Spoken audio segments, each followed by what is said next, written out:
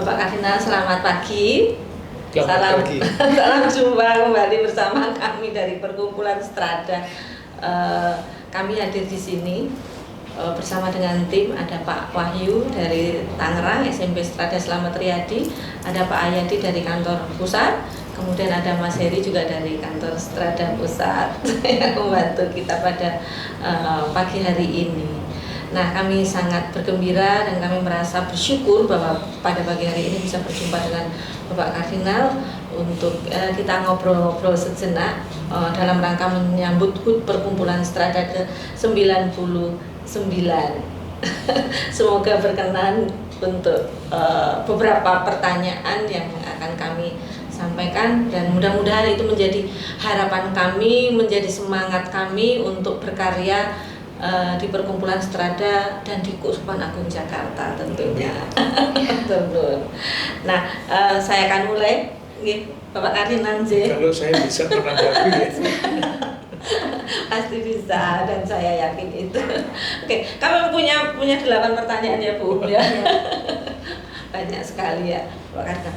Nah, yang pertama, tahun lalu kami juga sudah ketemu dengan Bapak Kardinal ya, dalam juga wawancara singkat kita untuk HUT yang ke-98. Dan ini sebetulnya masih sebuah rangkaian dari tahun lalu terkait dengan HUT Perkumpulan Strada yang ke-99. Nah, kami ingin tahu yang mungkin Bapak Kardinal bisa amati ya, hal-hal apa yang perlu kita syukuri sebetulnya, yang kami syukuri di Perkumpulan Strada yang kita selama 3 tahun melalui masa pandemi dan sekarang kita berhasil melewati itu. Ibu sudah menjawab sendiri. Saya kira pertama-tama kita mesti bersyukur karena Perkumpulan Strada ini sejauh saya tahu, saya biasa ikut rapat di dalam perkumpulan anggota-anggota. Yang sangat mencolok adalah kalau kami rapat itu rapatnya cepat. Bukan cepat karena waktunya memang dicepat-cepatkan, tetapi presentasi dari berbagai macam yang bertanggung jawab itu sudah disiapkan begitu bagus, sehingga ruangan untuk berdiskusi itu hampir tidak ada. Jadi saya yang sebagai anggota luar biasa yang mesti menandatangani laporan-laporan dan rencana-rencana kerja, itu dengan mudah dapat melihat bahwa semua yang dikerjakan bagus, semua yang direncanakan bagus, dan itu tentu karena kerjasama semua yang terlibat di dalam pelayanan pendidikan ini. Entah itu anggota perkumpulan, pengurus, pengawas, dan tentu saja yang terutama adalah yang di lapangan. Para direktur, tentu guru-guru, semua yang melayani anak-anak di sekolah-sekolah itu. Yang menarik adalah ketika sekolah-sekolah macam-macam itu merasa mengalami berbagai macam kesulitan, Strada malah berani membuka sekolah baru.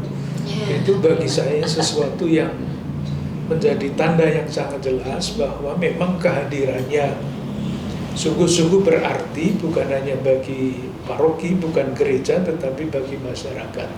Karena sejauh saya ingat, sekolah baru yang didirikan itu didirikan atas permintaan pemerintah setempat.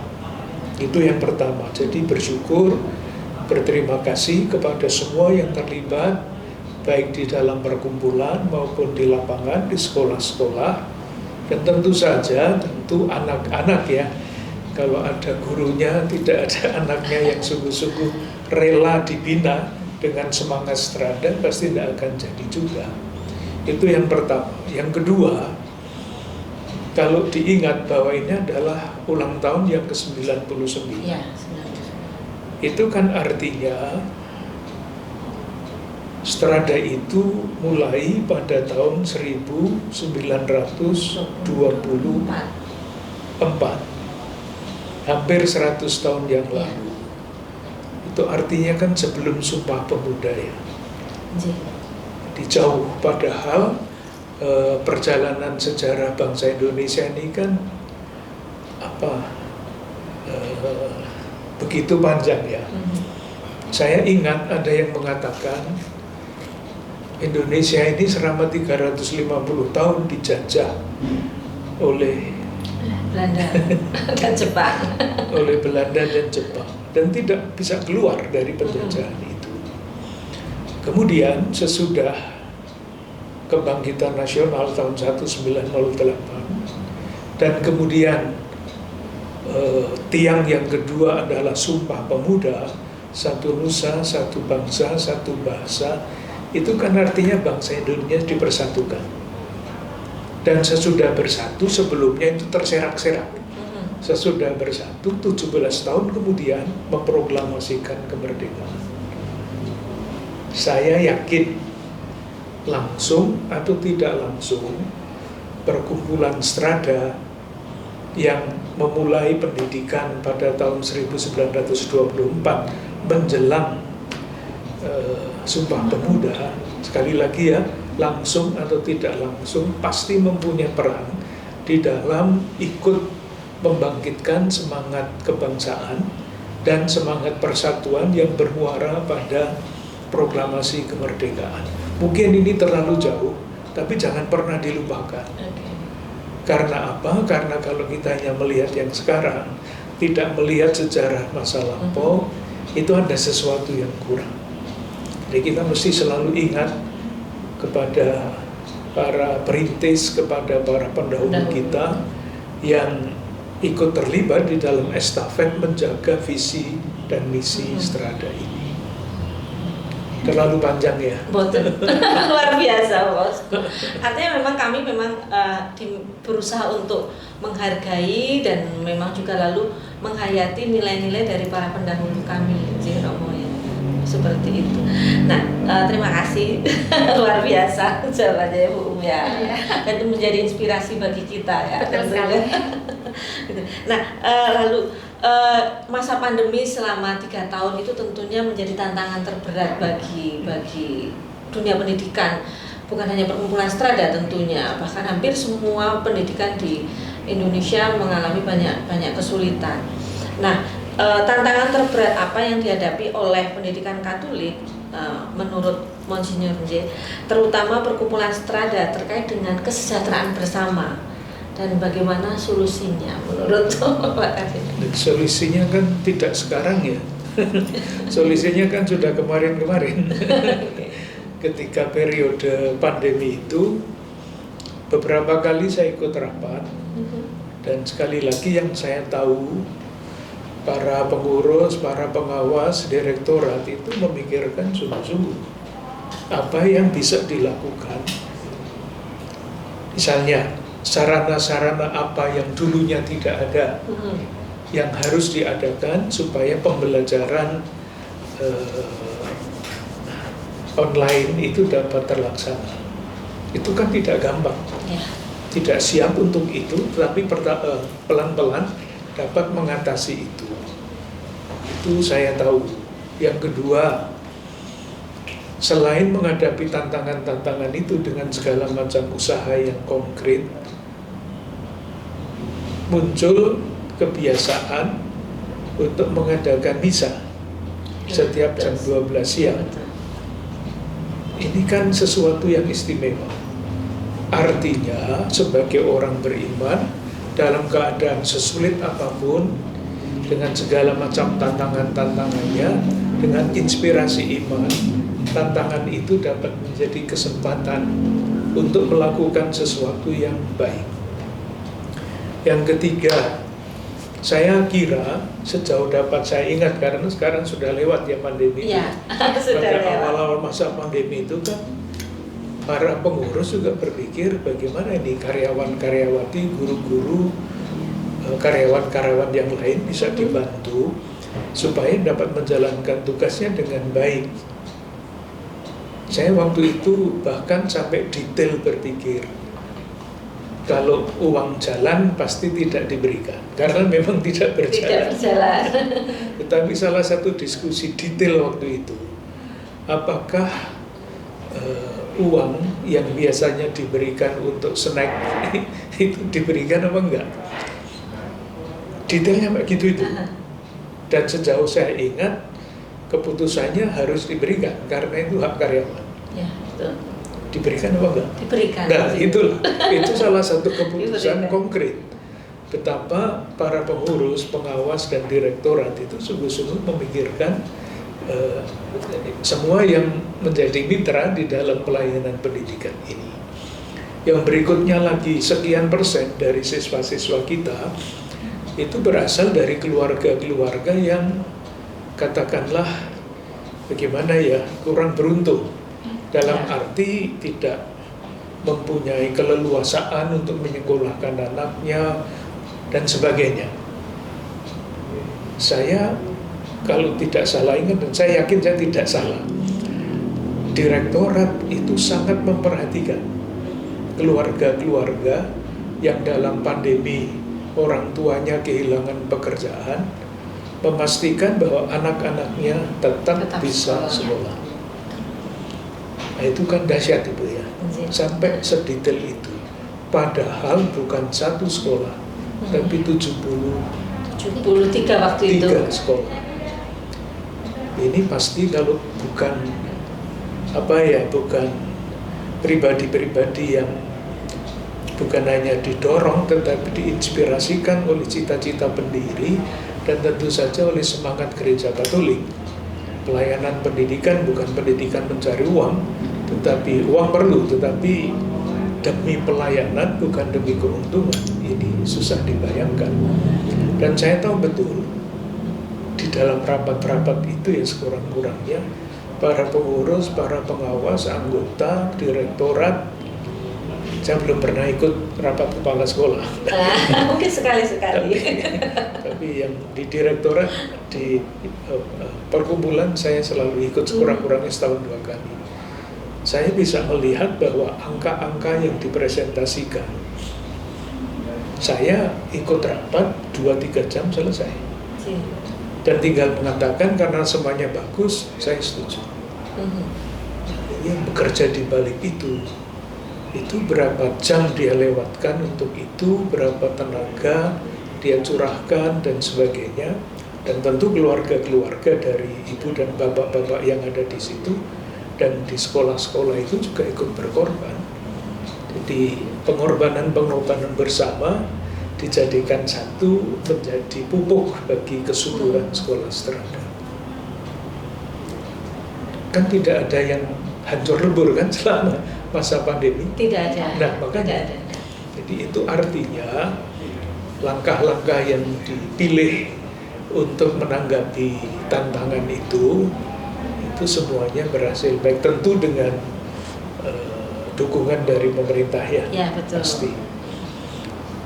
Vaksinasi juga berjalan kan? Berjalan. Nah, jadi semua jalan yang tersedia ditempuh, yang belum ada dicari, dan bersama-sama akhirnya kita bisa melewati semua tantangan itu. Dan saya yakin sekarang buah dari pengalaman berat itu sekarang banyak yang menjadi menjadi berkat ya. Amin. Amin. Iya, Bapak Karina, PJJ itu memang lalu waktu itu menjadi Bapak Ibu guru harus effort betul ya, karena akhirnya mereka juga bekerja itu bisa sampai jauh malam ya Bu ya, sampai jauh malam karena mempersiapkan dan juga melayani terutama anak-anak, terutama SD ya, gitu Bapak Karina. Dan kemudian kami bersyukur juga bahwa beberapa kegiatan vaksinasi itu memang lalu dilaksanakan juga di sekolah-sekolah kita. Kita join dengan pemerintah, join dengan TNI waktu itu, bahkan dengan paroki seperti itu. Dan kita sungguh dipercaya oleh mereka menjadi bagian dari proses vaksinasi itu. Nah, itu menjadi syukur kita yang luar biasa dan berkat yang luar biasa pula, begitu.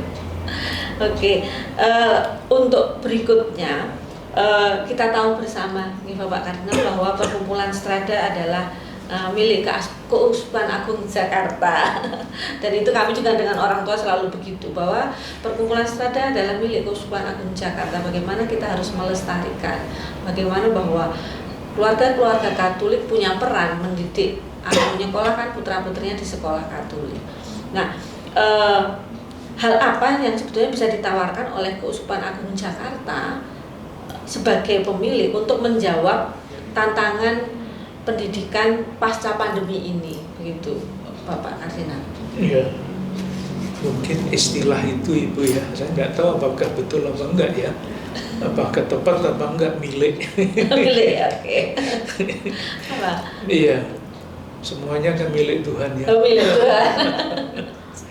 Mungkin dalam naungan ya. Dalam naungan, oke. Kita Karena yang namanya perkumpulan itu tidak ada yang memiliki. Yang memiliki ya, ya semua anggota perkumpulan itu. Yang menarik pertama kali adalah ini, di dalam keanggotaan itu ada 3 pilar. Yang pertama hierarki, saya wakil dari keuskupan. Yang kedua awam yang paling banyak, itu adalah bagian dari gereja, dan ada 1 anggota biarawati.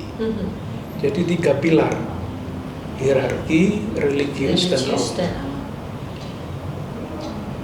Itu menarik untuk lembaga-lembaga pelayanan di Keuskupan Agung Jakarta. Yang sangat jelas juga di Rumah Sakit Santo Carolus itu 3 pilar, keuskupan, suster CP, dan kaum awam. Yang berperan paling besar adalah kaum awam. Sama di perkumpulan. Yang paling besar pengaruhnya adalah pengurus yang kebanyakan adalah awam. Ada pengawas bruder, maka termasuk pilar itu ya. Dan yang wakil keuskupan itu cuma saya. Meskipun ada Romo Ageng dan sebagainya ya.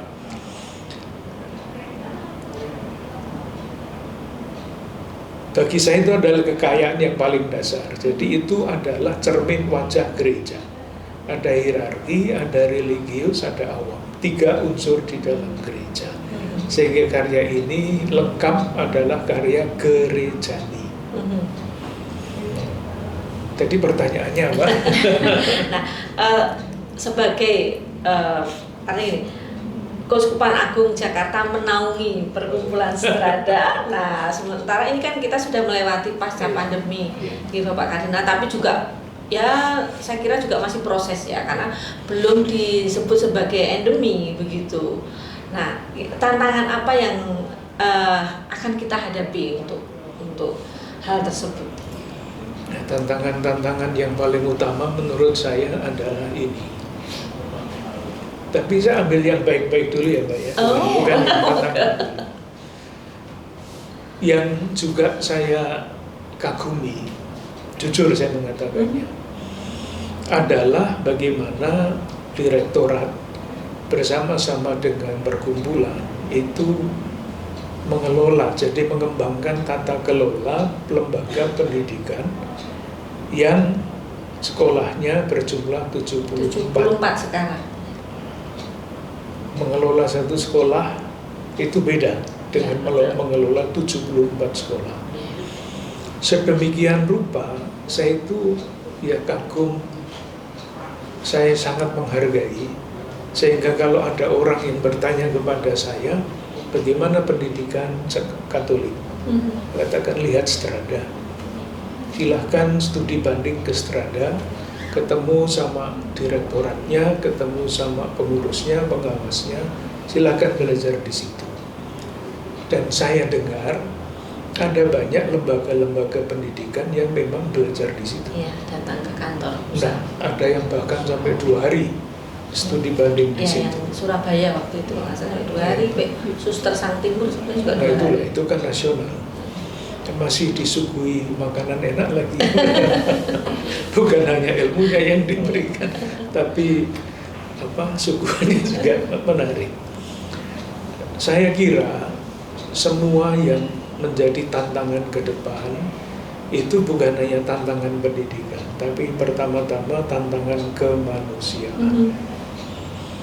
Karena apa? Sekarang saya berbicara agak sulit mungkin ya Ibu ya. Di kita itu kan semua menurut keyakinan iman Katolik dipanggil untuk bertumbuh menuju kesempurnaan kasih. Akarnya ada di situ. Akarnya ada di situ. Sudah langsung kita berhadapan dengan tantangan yang berkaitan dengan kasih itu. Langsung berhadapan. Misalnya, apalagi dengan kesejahteraan bersama yang saya coba omong dulu tentang kesempurnaan kasih itu. Entah pernah saya omongkan apa tidak di dalam pertemuan yang kemarin. Sepertinya belum. Menurut pendapat saya, perkembangan manusia itu dapat dirumuskan di dalam 3 kata kunci. Yang pertama, istilah asingnya hominisasi. Dari kata homo itu manusia. Kalau kita mengikuti teori evolusi, kita itu kan sebelumnya bukan manusia ya. Teori Darwin. Nah, maka ada manusia yang sebelum kita. Kalau mengikuti siaran apa itu, DNA manusia dengan DNA orangutan itu 98% kan sama. Nah, itu bedaan kita cuma 2%. Dan itu menentukan. Jadi menjadi manusia. Dan kita semua manusia. Yang kedua, nah ini, manusia itu tidak dengan sendirinya manusiawi. Ada manusia yang lebih kejam daripada singa. Maka proses berikutnya adalah humanisasi. Menjadi semakin manusiawi. Maka pendidikan kemanusiaan. Tetapi menurut keyakinan Kristiani tidak cukup ada di situ, berhenti di situ, karena masih ada 3 unsur yang ketiga, yaitu divinisasi. Dari kata divinus, divine artinya ilahi. Kita punya keyakinan iman bahwa manusia itu tidak sempurna sebagai manusia saja dalam tataran horizontal, tetapi dia juga, kembali lagi menurut iman Kristiani, diilahikan dengan rahmat iman itu. Itu cita-cita kemanusiaan Kristiani. Itulah yang harus diterjemahkan ke dalam berbagai macam topik gagasan. Nah, saya tadi mengatakan cita-cita itu langsung berlawanan dengan kenyataan. Harus, apalagi kalau sudah tidak langsung dihubungkan dengan tema dari keuskupan tahun ini, kesejahteraan bersama. Saya ambilkan contoh. Itu arus besar itu yang langsung berlawanan dengan cita-cita Kristiani itu.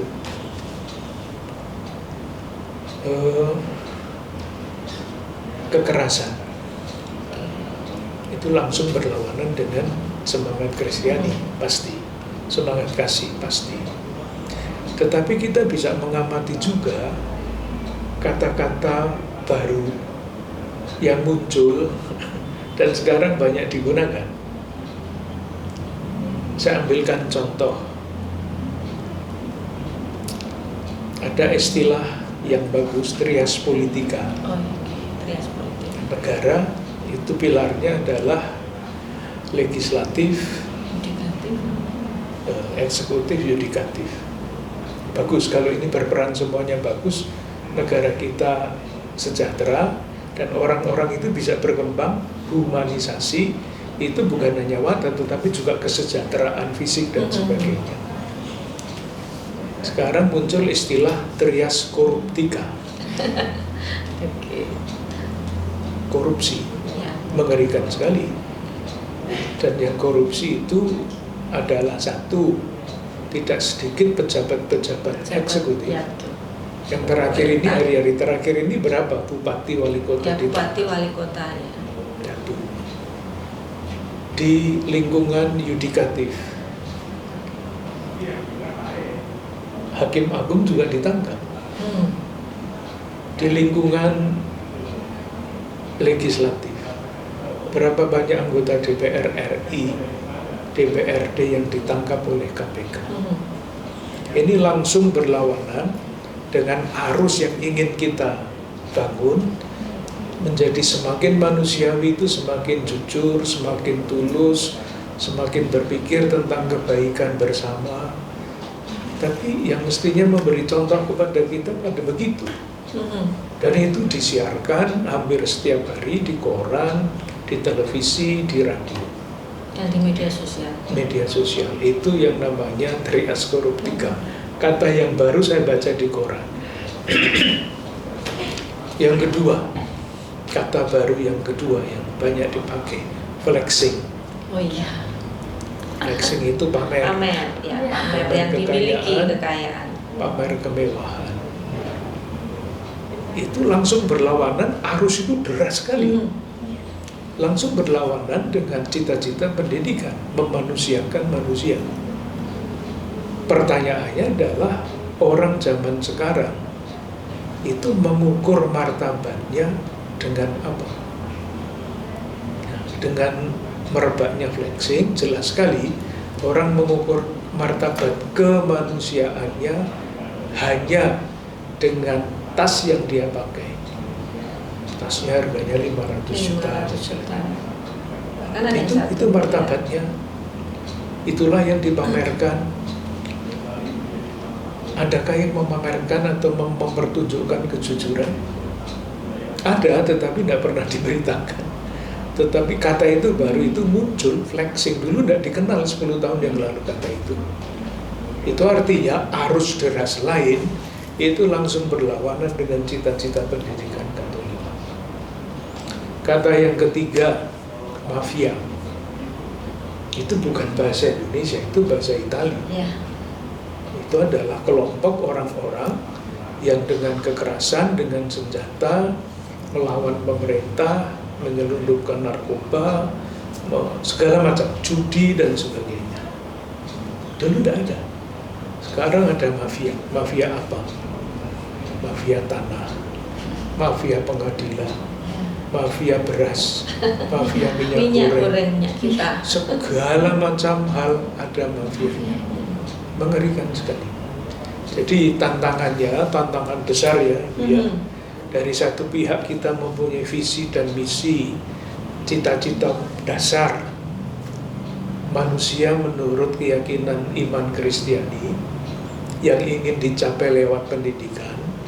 Dengan tentu tidak semuanya bisa dicapai di sekolah ya, tetapi sebagiannya menjadi manusia utuh dan sebagainya. Dari lain pihak ada arus deras yang baru yang langsung berlawanan dengan ini. Maka kita kenal yang namanya hidden curriculum. Ya. Jadi di sekolah kurikulum kita bagus-bagus semua. Pendidikan moral, pendidikan Pancasila, budi pekerti, apalah. Itu kurikulum yang tertulis. Nah, yang tersembunyi, itulah yang dilihat di iklan, yang dilihat di surat kabar, yang pengaruhnya mungkin jauh lebih besar daripada yang ada di dalam kurikulum itu. Jadi tantangan pendidikan bagi saya, kalau kita ngomong tentang pendidikan ya, bukan soal belajar matematika, tapi tentang pendidikan adalah semakin dahsyatnya arus modern yang menjauhkan manusia dari kesadaran mengenai jati dirinya. Itu tantangan yang paling besar. Dahsyat, kita tidak bisa menanggapi itu semua. Tapi ya, yang bisa kita lakukan, jadi kita lakukan sebaik-baiknya. Mengerikan kan? Iya. Apalagi kan setiap hari informasi itu selalu ada. Betul. Dan selalu diulang begitu. Hanya memang itu tadi sisi gelapnya ya. Sisi baiknya itu banyak sekali. Hanya itulah yang namanya media massa, media sosialnya. Yang buruk itu menjadi berita yang menarik. Tetapi yang baik-baik itu tidak diberitakan karena kurang harga jualnya. Ya. Peminatnya, followernya tidak sebanyak ketika bahwa informasi itu pada kelompok-kelompok tertentu.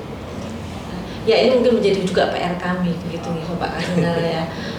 Bagaimana kita juga dalam proses pendidikan di sekolah mengajak anak-anak untuk semakin humanis, itu mempunyai belas kasih, dan memang mereka juga harus belajar, karena itu akan menjadi bagian dalam hidup mereka, sehingga mereka harus belajar untuk menghadapi tantangan-tantangan modernisasi tadi yang memang luar biasa begitu. Seperti itu. Mungkin baik kalau dipikirkan, tapi ya saya tidak tahu ya. Pernah ada suatu penelitian di SMA, ada 5 SMA kalau tidak salah, SMA Katolik. Diteliti selama 3 tahun, ketika anak-anak itu ada di kelas 1, 2, 3 SMA. Yang diteliti adalah perkembangan kepekaan sosial dan kesadaran moral di 5 sekolah itu.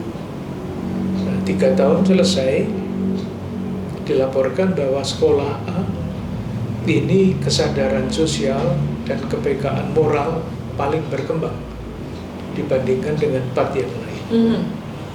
Ketika diselidiki apa yang membuat anak-anak di sekolah itu unggul dibandingkan yang lain, jawabannya adalah live in. Karena anak di sekolah itu setiap tahun ikut live in selama 1 minggu, 2 minggu di daerah-daerah yang sulit, dan kemudian sesudah live in itu mereka diajak untuk terus live in lalu selesai, bukan, tetapi lalu diajak untuk mengolah pengalaman, merefleksikan kembali. Ya, itu bagus sekali. Itu yang pertama. Yang kedua, saya merasa penting anak-anak itu, saya tidak tahu sih perkembangan kemampuan anak itu pada tingkat-tingkatnya sampai seberapa ya. Saya ingat waktu saya masih di SMA dulu, sudah lama sekali. Ada seorang guru yang sungguh kalau datang ke kelas dan mengajar itu selalu dirindukan. Dan kalau selesai pelajaran kok sudah selesai, cepat sekali gitu. Padahal yang lain-lain kok nggak selesai di sekolah. Yang dia katakan itu adalah, dalam bahasa yang sekarang adalah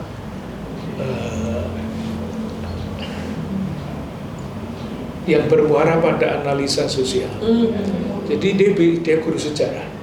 Dia bercerita mengenai bukan sejarah dari zaman Majapahit sampai ini. Itu juga bagus. Tetapi dia selalu berbicara mengenai peristiwa-peristiwa aktual. Jadi misalnya ada peristiwa kemisan di depan istana misalnya ya. Dia cerita, anak-anak disuruh mendengarkan dan kemudian diskusi menurut kalian peristiwa seperti ini artinya apa. Itu mengasah sikap kritis anak-anak supaya kalau membaca berita itu tidak hanya begini, tetapi dia berpikir mengenai apa yang terjadi dan membacanya dari berbagai macam segi. Itu menarik sekali bagi saya. Masih ingat guru itu siapa, sudah almarhum sih. Tapi guru ini memang menarik sekali ya, mengajar sejarah.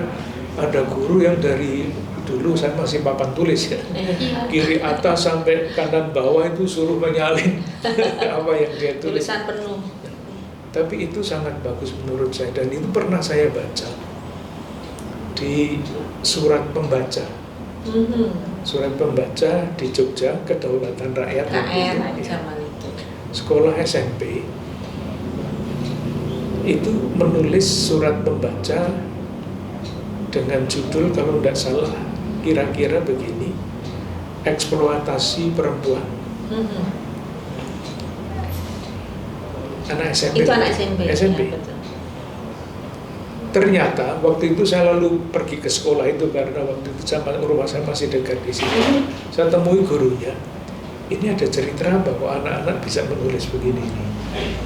Ternyata guru bahasa Indonesia itu memberi PR kepada dia untuk mengamati iklan selama sekian waktu tertentu. 1 minggu.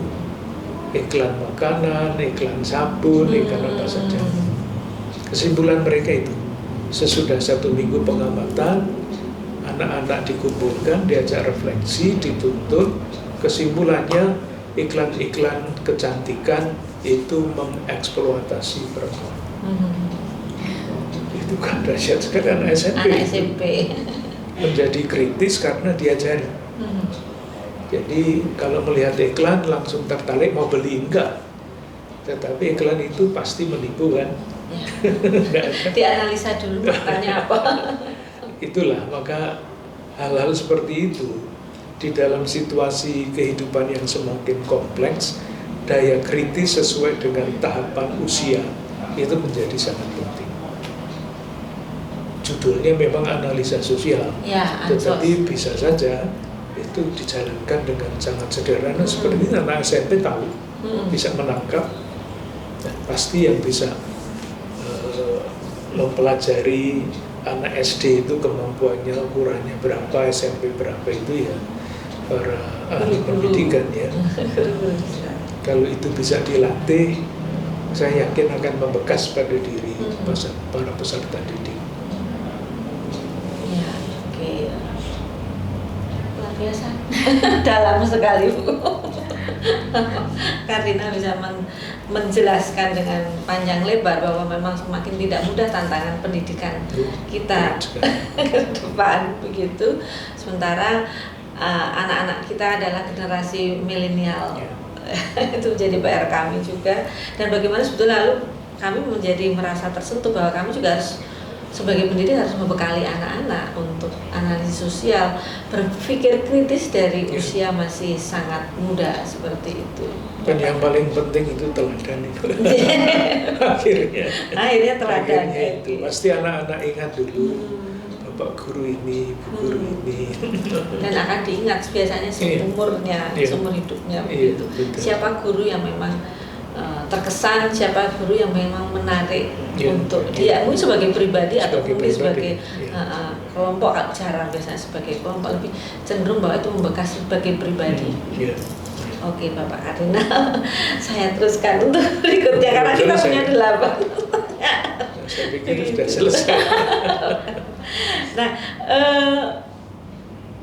saya kira mungkin ini akan menjadi sebuah rangkuman juga ya.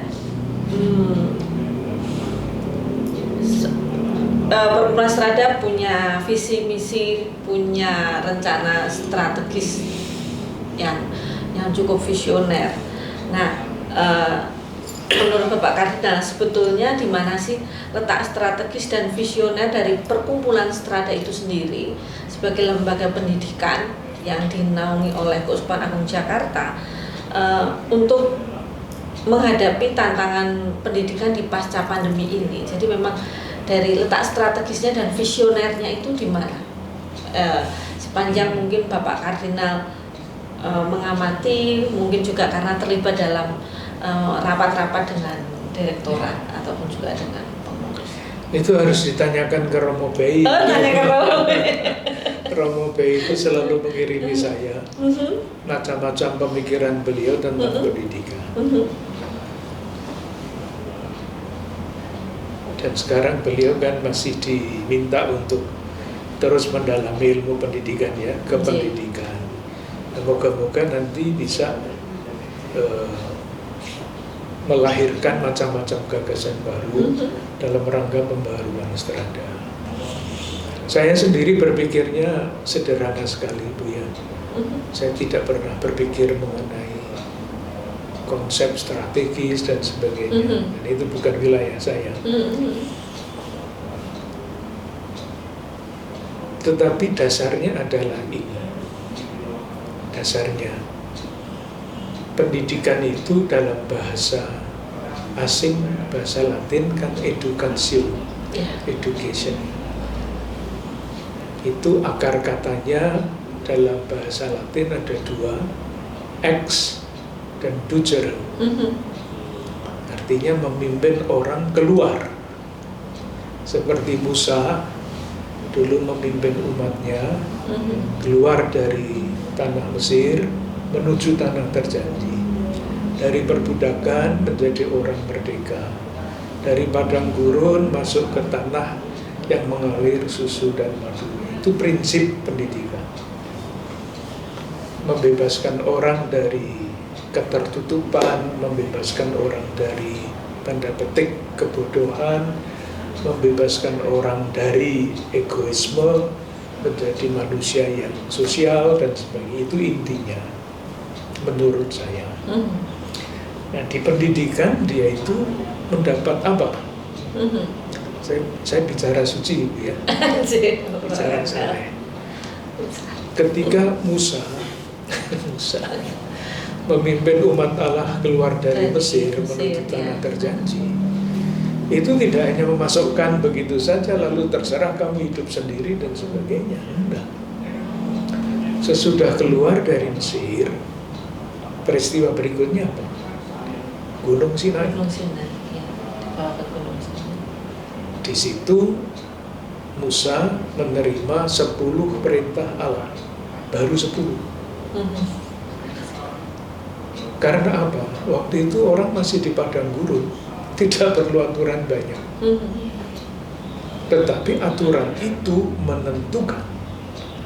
Karena sebelumnya mereka tidak punya aturan. Tetapi di Sinai Tuhan memberikan 10 perintah Allah.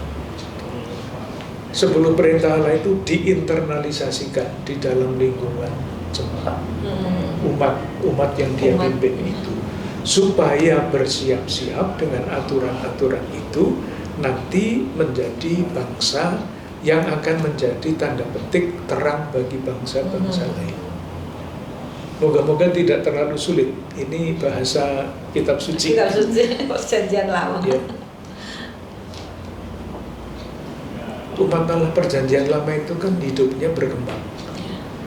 Di Mesir mereka budak. Tapi kemudian masuk ke padang gurun. Padang gurun kan budaya tertentu ya, orang nomad berjalan kemana-mana. Ketika masuk tanah terjanji mereka menjadi petani. Itu budaya lain, cara berpikir lain. Maka mereka mesti menyesuaikan diri dengan kebudayaan petani. Nah, 10 perintah Allah yang berlaku di padang gurun itu tidak cukup mengatur kehidupan petani. Maka berkembanglah aturan-aturan berdasarkan 10 perintah Allah, dilengkapi, dirumuskan, dijabarkan. Ya kemudian akhirnya menjadi Taurat Musa. Umat Israel, umat Allah, bukan Israel yang direbutkan kemarin. Umat Allah perjanjian lama dari petani menjadi kerajaan dengan Daud dan Saul. Ini kan kerajaan, republik kan tidak bisa diatur dengan aturan petani. Maka aturan-aturan itu dikembangkan dan sebagainya. Sehingga ketika kerajaan itu memuncak pada zamannya Daud, muncul peraturan macam-macam, bukan hanya peraturan, tetapi ada yang namanya kitab kebijaksanaan dan sebagainya, sehingga umat yang hidup dibebaskan dari Mesir lewat berbagai macam tahap, itu secara teoritis, praktis tidak, tetapi secara teoritis mempunyai landasan yang kuat untuk hidup sesuai dengan cita-cita pembebasan, yaitu menjadi bangsa yang sejahtera lahir batin, supaya menjadi tanda bagi bangsa-bangsa lain. Nyatanya kan tidak. Ketika Daud selesai, ganti Salomo, katanya bijaksana, tapi kerajaannya pecah. Berlanjut, akhirnya hancur bangsa itu. Nah, saya kira kalau saya melihat pendidikan edukasio dalam kacamata seperti itu, ya kita mendidik, mendampingi lewat lembaga pendidikan, pendidikan sekolah, membebaskan anak-anak dari prinsipnya dari segala macam perbudakan, fisik, rohani maupun mental, dan dibawa menjadi pribadi yang merdeka, artinya hidup dengan nilai-nilai internal. Tadi kan Taurat Musa ya? Taurat Musa kan dari luar, tapi maksudnya Taurat Musa itu diinternalisasikan supaya bisa menjadi kekuatan dari dalam ketika menghadapi situasi yang berubah dari padang gurun ke tanah petani, dari petani menjadi negara besar. Dia bisa menyesuaikan diri dan bertumbuh sesuai dengan tuntutan zaman. Tidak semua berhasil. Karena akhirnya umat Allah perjanjian lama itu hancur. Baru kemudian sesudah hancur-hancuran, eksistensinya hampir hilang, muncul sekelompok orang yang namanya sisa Israel. Ketika orang-orang lain tergoda untuk ikut arus, kelompok ini tetap setia pada cita-cita Allah. Itulah yang menyelamatkan bangsa Israel. Karena dari kelompok kecil yang namanya sisa Israel itu lahirlah Yesus. Nah, saya berharap dalam bahasa yang mungkin mengawang-awang di udara, alangkah hebatnya kalau sekolah-sekolah serada dapat menanamkan, menginternalisasikan nilai-nilai kemanusiaan yang paling dasar di dalam diri anak sesuai dengan kemampuan usianya, sehingga mereka dapat beradaptasi di dalam keadaan apapun. Jadi memberi modal dasar supaya bisa berkembang di dalam situasi apapun, tetap teguh dengan nilai-nilai itu. Susah dijabarkan, tetapi para ahli pendidikan pasti mampu mendarah dagingkan value itu. Iya. Jadi ambil saja contoh. Nah, ini yang juga menjadi godaan bagi sekolah ya. Kata persaingan. Ya. Itu bagus apa enggak? Bagi saya jelek sekali itu. Karena bersaing itu artinya mengalahkan. Apakah hidup kita mau saling mengalahkan? Enggak kan? Tidak. Hidup kita itu mesti berjalan bersama-sama. Kolaborasi. Nah, tetapi itu kan jarang diucapkan. Kita kan punya saingan misalnya. Kompetitor. Itu bahasa-bahasa itu pengaruhnya besar sekali bagi kesadaran orang akan nilai. Bersaing atau berlomba-lomba untuk melakukan kebaikan. Kita harus mendidik anak-anak untuk berlomba-lomba melakukan kebaikan. Itu, tapi kan istilah itu tidak dipakai. Betul. Yang dipakai kita mempunyai saingan banyak, spontan, karena watak kita itu seperti binatang. Harus yang paling banyak, paling hebat. Itu, iya. Dan orang-orang memang orientasinya, yaitu orang-orang tidak semua sih, tetapi arus zaman kita itu mendorong orang untuk selalu lebih cepat daripada yang lain, lebih tinggi daripada yang lain, kalau perlu menginjak kepala orang lain. itu bukan nilai Kristiani tentu saja. Nah, itu hal-hal yang memang harus diperjuangkan Bapak Kardinal ya, dan tentunya bukan perkara mudah, karena kita harus mengubah budaya juga, value-value itu kan memang harus ditanamkan secara terus-menerus kepada anak-anak. Dan tantangannya di balik arus itu ada kekuatan dahsyat, kekuatan politik, kekuatan ekonomi. Kalau kita mau melawan, mendidik anak-anak untuk kritis terhadap iklan, kita ya punya idealisme pendidikan ini yang bermodal besar ini selalu menunjukkan bahwa pribadi manusia yang hebat adalah yang bisa mempunyai ini, mempunyai itu, tasnya begini, mobilnya begitu. Hilang yang kita tanamkan di dalam. Lebih menarik yang itu. Kesederhanaan menjadi hilang karena ada kemewahan yang ditawarkan, begitu. Kalau perlu utang. Tidak perlu utang. Kalau perlu jual rumah. Oke. Nah, itu memang lalu PR kita bersama.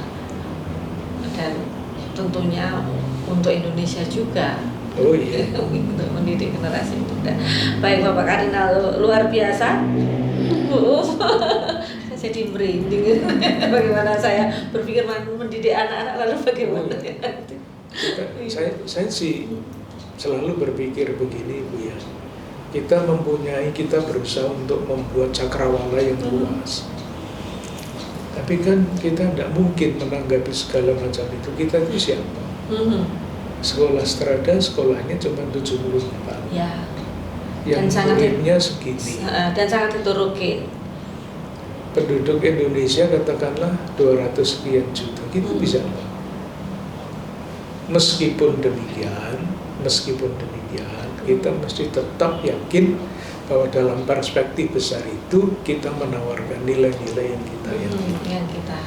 Oleh karena itu yang namanya keyakinan bahwa apapun yang kita lakukan itu tidak sia-sia. Amin. Itu aja. Jadi tantangannya terlalu besar untuk kita tanggapi bersama-sama semuanya. Tidak mungkin. Presiden aja tidak bisa kok. Paus juga tidak bisa. Karena ada banyak faktor di situ dan banyak orang yang juga punya kepentingan di sana. Iya. Oke, terima kasih Bapak Kardinal, dari saya cukup. Tapi Bu makan terus kan masih ada beberapa ya. Baik Bapak Kardinal, saya akan lanjutkan ya. Terima kasih Bu Dewi. Tidak banyak Bapak Kardinal karena tadi beberapa sudah terjawab secara tidak langsung. Setelah tadi kita berdiskusi tentang pendidikan yang memanusiakan manusia ya, kalau saya tidak salah seperti Driar Kara katakan, saat ini kami dari Perkumpulan Strada ingin tahu bagaimana harapan Bapak Kardinal terhadap pengembangan Perkumpulan Strada setelah pandemi berlalu. Ya, dilanjutkan saja apa yang sudah baik sampai sekarang. Dilanjutkan. Saya yakin direktorat itu selalu berpikir untuk menjawab pertanyaan ini. Selalu berpikir. Jadi misalnya di dalam laporan-laporan itu selalu disampaikan misalnya guru-guru yang pada tahun ini membutuhkan pendidikan lanjut sekian, ini. Guru-guru yang membutuhkan bina lanjut di dalam hal administrasi misalnya, atau di dalam cara mengajar, itu disediakan semua. Bukan hanya disediakan, dibiayai. Karena apa? Karena yaitu suatu sekolah akan sangat ditentukan oleh tenaga-tenaga pengajarnya. Maka tenaga-tenaga pengajar itu mesti diberi fasilitasi yang sebaik-baiknya supaya dapat mengikuti perkembangan. Jadi kalau saya ditanya seperti itu, jawaban saya tidak tahu. Yang saya tahu, direktorat yang menangani formasi dari para guru dan sebagainya itu selalu mengusahakan yang seperti itu. Dan saya juga tahu seperti Romo Bay misalnya, itu saya kira dari pagi sampai pagi pikirannya tentang pendidikan. Menulis sekian banyak artikel, terlibat di dalam sekian banyak kegiatan pendidikan. Jadi bersyukurlah mempunyai teman-teman yang seperti itu. Saya yakin kalau itu semua didukung bersama-sama, jalan-jalan baru itu akan ditemukan. Jadi tidak tergantung saya apa yang saya pikirkan. Saya percaya bahwa kebersamaan itu akan menghasilkan hal yang baik. Jadi bersyukurlah kepada para guru yang rela untuk berkembang bersama-sama menggunakan fasilitas yang disediakan. Bersyukur kepada para anggota, para pengurus, pengawas, direktorat yang terakhir ini kan perkumpulan Strada mengambil bagian dalam pengembangan Yayasan Binas Teknik Strada kan? Iya. Nah, SMK Raja Wali. nah kenapa? Salah satu sebabnya karena perkumpulan Strada mempunyai pengalaman manajemen tata kelola pendidikan yang baik. Itulah yang akan diterapkan tentu dengan adaptasi Ya. pada Yayasan Bina Teknik Strada yang sekarang ini menghadapi berbagai macam kesulitan. Baik Bapak Katrina, satu hal yang bisa kami garis bawahi adalah kebersamaan itu akan membuat kita menemukan jalan-jalan baru untuk kebaikan ke depannya. Persis. Ya. Persis. Nah, selanjutnya Bapak Kardinal, perkumpulan Strada saat ini sedang menuju 100 tahun. Sekarang adalah ulang tahun yang ke-99 dan tahun depan adalah kita sudah 100 tahun menjadi bagian dari pendidikan di bangsa Indonesia. Nah, pertanyaan kami adalah bagaimana peran yang diharapkan dari perkumpulan Strada dalam kaitannya dengan Ardas KAJ tahun 2023 sebagai tahun kesejahteraan bersama? Ya.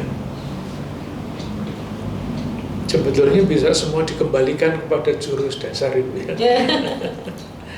Kan pendidikan itu edukasi. Kesejahteraan bersama itu kan cita-cita. Kebersamaan itu tidak gampang. Kalau saling mengalahkan, berkelahi itu gampang. Tidak usah latihan. Tetapi kalau memikirkan kebaikan bersama, membebaskan diri dari egoisme, itu tantangannya berat sekali untuk siapapun.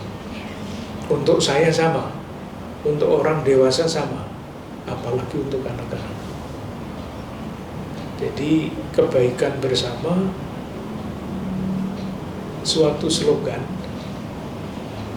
ajaran sosial gereja yang amat penting, tetapi yaitu menurut salah satu penelitian yang saya baca, arus zaman modern itu bukannya membuat orang semakin bersaudara dan memikirkan kepentingan bersama, tetapi semakin egois. Kenapa ada banyak perang? Perang saudara, sudah sekarang. Nah, sudah susahnya begini hidup ini. Perang, akan perang, konflik yang tidak berkesudahan. Tadi saya bilang korupsi. Korupsi, ya. Apalagi yang namanya perselingkuhan antara negara dan bisnis, itu semuanya melawan segala macam kesejahteraan bersama itu. Yang saya maksud begini, jadi untuk membangun kebaikan kesejahteraan bersama itu tanggung jawabnya pemerintah sebetulnya. Menurut salah satu teori, kebaikan bersama itu adalah tanggung jawab pemerintah. Maka pemerintah itu namanya republik, dari kata res publica. Jadi semua yang berkaitan dengan kepentingan umum dan kesejahteraan umum itu tanggung jawab negara, bukan tanggung jawab sekolah, tanggung jawab negara. Bahkan negara itu diberi wewenang oleh sistem menggunakan kekerasan. Maka ada polisi, ada tentara yang punya senjata. Untuk apa? Untuk memastikan bahwa kesejahteraan bersama, res publica, hal-hal publik itu dijamin. Nyatanya, oleh karena itu kalau ditanyakan peranan Strada untuk dalam rangka cita-cita kesejahteraan bersama, yaitu edukasi pendidikan, keluar dari kepentingan pribadi saja, Sajanya penting, kepentingan pribadi selalu ada. Tetapi kepentingan pribadi saja itu artinya orang yang diperbudak oleh egonya sendiri. Menjadi orang yang berpikir mengenai kepentingan bersama, kesejahteraan. Gampang dikatakan, indah diucapkan, tetapi harusnya bukan main. Orang yang sebetulnya amit-amit ya, gajinya hanya cukup untuk hal-hal yang biasa, sudah ingin macam-macam, maka dia pasang lotre, ya bisa-bisa, ya, bisa-bisa, trending gitu, nah, termasuk itu, ya, seperti itu. Mestinya memberi tempat kepada pendidikan, kepada kesehatan, uangnya habis untuk rokok. Kayak gitu kan, tidak pikir tentang kesejahteraan, tidak usah bersama yang seluruh dunia, keluarganya. Kalau untuk sekolah bayarnya nanti. Kalau untuk rokok ada, selalu ada. Untuk untuk isi HP itu apa? Pulsa. Pulsa selalu ada. Tapi untuk pendidikan enggak. Itu mikirnya gimana itu?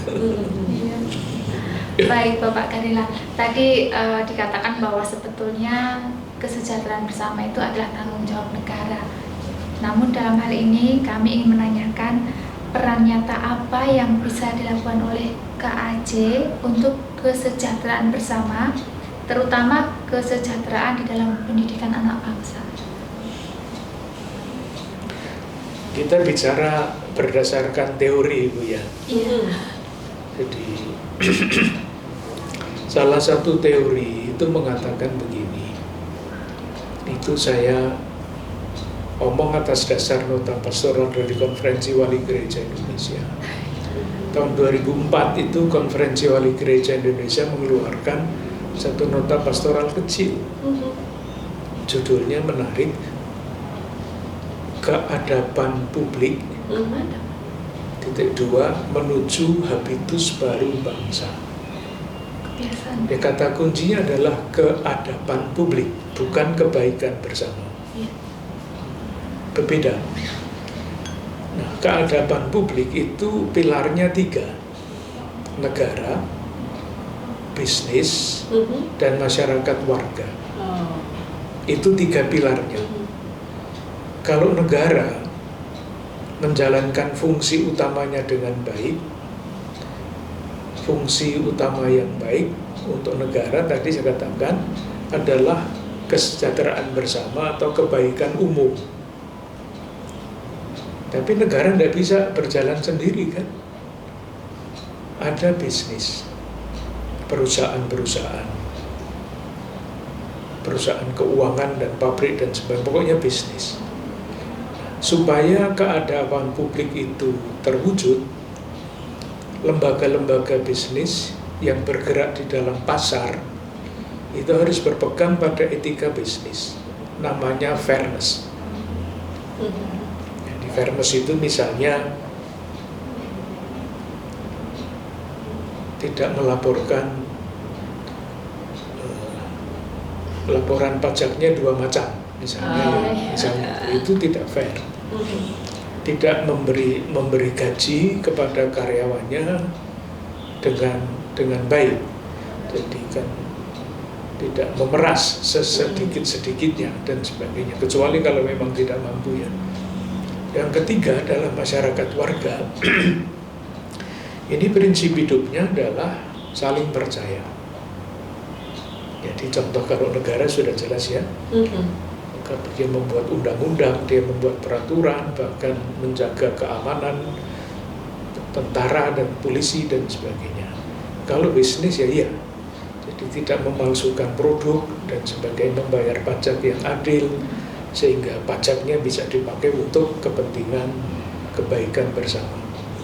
Negara-negara makmur, negara-negara maju itu kan uangnya paling banyak dari pajak. Warga negaranya bayar pajak, pajaknya untuk fasilitas umum dan sebagainya. Pajaknya banyak yang di kemarin itu berapa itu? Iya betul, di film. Ya, masyarakat warga itu prinsip hidupnya adalah saling percaya. Jadi misalnya saya sebagai warga masyarakat, kalau mau menggunakan jalan, saya mesti menerima bahwa ada aturan lalu lintas. Saya tidak bisa sebagai warga masyarakat, saya nggak setuju kok dengan aturan lalu lintas itu. Ya, jangan hidup di sini kalau begitu. Jadi menerima aturan dan melaksanakan. Prinsipnya kan itu. Apakah itu pada dijalankan di sini? Tadi negara jelas ada trias politika, trias koruptika. Bisnis itu ada yang namanya bisnis Spanyol, separuh nyolong. Itu kata-kata yang muncul untuk mencerminkan situasi kita. Jadi kalau misalnya ya, ketika ada undang-undang tembakau itu dibicarakan, siapa yang memenangkan undang-undang tembakau itu bisa menjadi seperti itu? Perusahaan rokok. Itu karena bisnis kolusi perselingkuhan antara pebisnis dengan legislatif, sehingga muncul undang-undang seperti itu. Masyarakat warga, coba lihat aja di depan itu. Kalau lampu merahnya menyala, maka mereka pada berhenti. Enggak. Jadi kacau balau kan? Kacau balau. Jadi 3 pilar itu tidak berjalan dengan seperti yang seharusnya. Kembali lagi, daripada meratapi kegelapan, lebih baik kita menyalakan lilin-lilin kecil. Karena kalau hanya meratap saja ya sakit nanti. Maka mari kita buat sesuatu yang dapat kita lakukan. Kesadaran. Dan itu membutuhkan waktu yang tidak sebentar dan membutuhkan kerelaan untuk gagal. Saya ambilkan contoh Ibu ya, kata bela rasa. Itu muncul kapan kata itu? 20 tahun yang lalu kata itu tidak pernah dipakai. Sekarang kata itu umum dipakai. Karena apa? Karena dipakai, kalau di Keuskupan Agung Jakarta kan 10 tahun yang lalu kita mulai. Sudah mulai dengan kata semakin itu. beriman, semakin bersaudara, semakin berbela rasa. Ada nyanyiannya, ada gerakannya. Sehingga sekarang kata bela rasa di antara umat Katolik di Keuskupan Agung Jakarta itu seolah-olah sudah diucapkan begitu saja. Itu mulai menanamkan kata saja. Moga-moga bersama-sama dengan isinya. Saya memberikan contoh. Dalam sidang KWI beberapa waktu yang lalu ada satu teks yang judulnya memuat kata bela rasa. Salah seorang uskup peserta itu memberi komentar begini, ini pasti dari Keuskupan Agung Jakarta. Uskup itu rupa-rupanya melihat bahwa kata itu menjadi kata yang diperkenalkan di sini dan ditanamkan di dalam hati umat Keuskupan Agung Jakarta. Buahnya apa? Gerakan-gerakan bela rasa di Keuskupan Jakarta itu dahsyat. Hanya banyak yang kita tidak tahu. Saya ambilkan contoh ya. Beberapa tahun yang lalu ada sekelompok bapak dan ibu pengusaha-pengusaha datang ke sini. Beliau bertanya, mereka itu bertanya apa yang bisa kami lakukan untuk Keuskupan Agung Jakarta, Keuskupan Agung Jakarta. Dan entah bagaimana, waktu itu saya menjawab spontan. Ibu bapak kalau mau melakukan sesuatu untuk Keuskupan Agung Jakarta, tolong perhatikan Keuskupan Agats di Papua Selatan. Itu sudah 10 tahun yang lalu, 10 tahun yang lalu. Sekarang komunitas itu masih terus membantu Keuskupan Agats. Itu keuskupan yang paling sulit bedanya. Tidak ada tanah di sana. Semuanya air, semuanya rawa. sebegitunya. Masih sampai sekarang mencarikan dana, mencarikan guru, menyekolahkan orang-anak di sana, dibawa ke sini untuk dididik di Atmajaya, entah di Sanata Dharma, Jogja, supaya mereka nanti kembali menjadi para penggerak masyarakat di situ. Itu hanya salah satu contoh. Komunitas lain, misalnya waktu COVID kemarin itu, saya mendapat foto dari Merauke, Papua Selatan. Ini sumbangan dari komunitas Keuskupan Agung Jakarta, dimasukkan dalam perahu. Ini akan dibawa ke suatu pulau yang jaraknya 10 jam pelayaran dari Merauke, dari Jakarta. Seperti itu adalah bentuk bela rasa. Waktu itu kan juga ada kelaparan di Agats ya. Itu Kompas 1 minggu terus menerus melaporkan berita kelaparan di Agats itu di Kompas halaman pertama sampai Presiden bilang. Dan banyak sekali sumbangan fisik ya, sumbangan logistik yang berasal dari bukan karena itu, tetapi orang-orang Jakarta memang baik hati.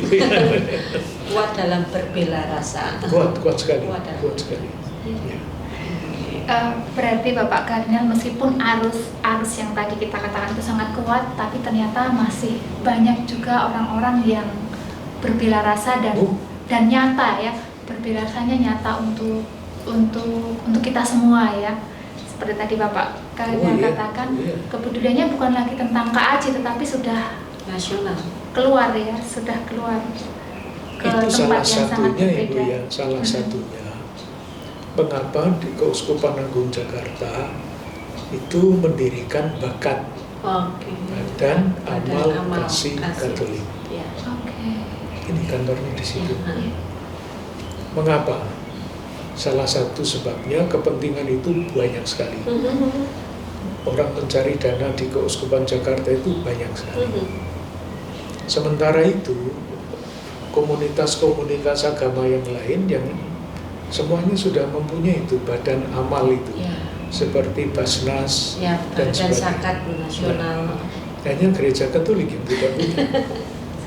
Sementara kalau kita mulai diskusi nasional, tidak akan jalan, terlalu banyak pikiran kreatif, apalagi menyangkut uang gitu ya. Wah, itu bisa jadi kacau. Mamon baru. Oleh karena itu, daripada lama menunggu, mari kita buat Badan Amal Kasih Katolik. Pengurusnya semua orang Jakarta, karena mengajak yang lain-lain nanti diskusinya terlalu panjang. Dan lahirnya itu tepat persis menjelang pandemi, sehingga bela rasa dari sekian banyak umat Jakarta, 98% itu semua dari Jakarta. Itu bisa disalurkan ke seluruh negeri ini, yaitu tadi sampai Merauke, sampai mana-mana. Ya. Itu kebaikan orang yang jarang diceritakan. Yang sering diceritakan itu adalah korupsi, mafia, flexing. Spanyol. Tetapi kalau kita melihat Kompas ya, itu pada halaman terakhir itu selalu ada cerita-cerita kecil yang bagus. Tokoh-tokoh kecil-kecil yang tidak menjadi tokoh nasional, tetapi di pulau sana itu mendirikan misalnya sekolah perempuan, misalnya di tengah-tengah kerusuhan di Poso yang merenggut banyak nyawa, itu ada seorang yang mendirikan sekolah-sekolah seperti itu. Risikonya besar. Banyak sekali orang baik, hanya tidak diceritakan. Dan tidak terekspos. Dan banyak yang tidak pada posisi-posisi strategis. itu warga masyarakat. Yang biasa. Mestinya kalau semua pemimpin bangsa, eksekutif, yudikatif, legislatif, mempunyai watak-watak yang seperti ini, makmurlah negara kita. Tapi kebanyakan itu dari masyarakat warga, Iya. Masyarakat biasa. masyarakat sipil. Masyarakat sipil yang peduli. Itulah lilin-lilin kecil yang nyata ya Bapak Kardinal Iya. ya. Dan kami juga percaya perkumpulan Strada dalam rangka menuju 100 tahun ini juga kami berharap bisa menjadi lilin bagi sesama kami. Iya. Dan pertanyaan yang terakhir Bapak Kardinal, apa pesan Bapak Kardinal pada hari ulang tahun ke-99 perkumpulan Strada? Ya, terima kasih untuk semuanya. Provisiat untuk hasil-hasil yang sudah dicapai, lanjutkan. Lanjutkan. Closing Bu Dewi. Iya, baik. Ya, ya Bapak Kardinal luar biasa. Saya terus terang Merinding. apa ya, saya merinding. Saya 24 tahun di Strada. Dan pernah di SMP, pernah di SMK, pernah di SMA begitu ya. Tidak mudah juga mendampingi guru-guru muda, karena sebagian besar sekarang kan perkumpulan Strada adalah guru-guru muda seperti kayak Pak Wahyu, ini guru-guru muda yang tentunya mereka beda generasi dengan saya seperti itu, dan yang dihadapi juga adalah anak-anak milenial dan juga perubahan zaman yang begitu sangat cepat. Masuk ke dalam semua aspek kehidupan kita, dan itu selalu ditampilkan terus-menerus lewat berbagai macam informasi. Dan yang sangat kuat adalah bagaimana media sosial itu betul-betul akhirnya menjadi sebuah bagian dalam proses pendidikan di perkumpulan Strada, dan itu juga menjadi sahabatnya anak-anak remaja kita. Bahkan mungkin anak SD juga sudah mungkin biasa dia harus membuka informasi, mencari informasi dengan bantuan teknologi. Tentunya kami mohon doanya supaya kami bisa melanjutkan karya-karya kami di perkumpulan Strada. Semoga guru-guru muda juga tetap betah, tetap kerasan. Memang Ibu ya, yang penting memang harus ada idealisme ya, yang ditanamkan. Karena kalau soal balas jasa pasti tidak mungkin mengejar yang dipatok oleh pemerintah sekolah-sekolah negeri ya. Tapi kalau dilandaskan, dikuatkan dengan idealisme, dengan cita-cita, saya kok yakin ya, orang-orang muda juga kalau terbakar hatinya, dia akan membakar orang lain. Oke, amin, semoga. Demikian Bapak Kardinal, wawancara kita hari ini, topik yang sangat menarik menjelang ulang tahun kami yang ke-99. Terima kasih banyak. Terima kasih kembali. Salam untuk teman-teman semua, keluarga besar Strada. Amin. Terima kasih akan kami sampaikan. Matur nuwun.